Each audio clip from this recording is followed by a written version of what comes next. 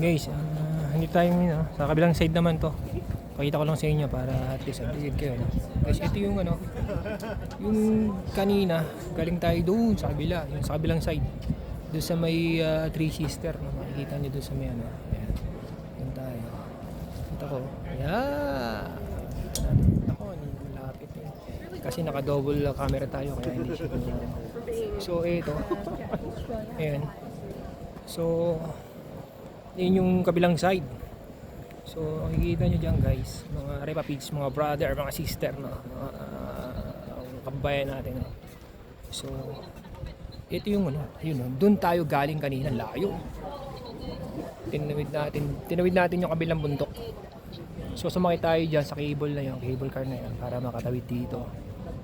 Nakarating naman tayo, tapos nagkape-kape kami dito, konti-konti, kape-kape.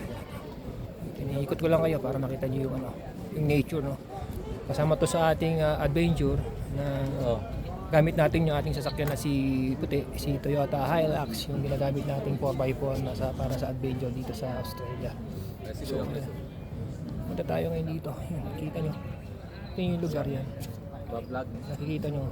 Di ba? Ang ganda ng kalikasan, mga brother, mga sister. Kaway ka muna kayo kakares ka, i-miss ko. Oh, kaway tayo. Hello! Hello guys. Shoutout doon sa asawa ni Roy na maganda. Oh, okay. Yun. Panoorin mo na yung vlog mamaya. Panoorin na lang yung vlog.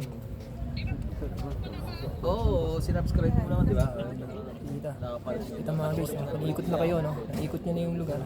So God bless na lang sa inyo, no? Magandang araw sa mga viewers natin dyan sa usang dupalot ng mundo. Thank you very much. And sana mapanood nyo yung ating vlog at mga nature dito sa Australia. Thank you guys.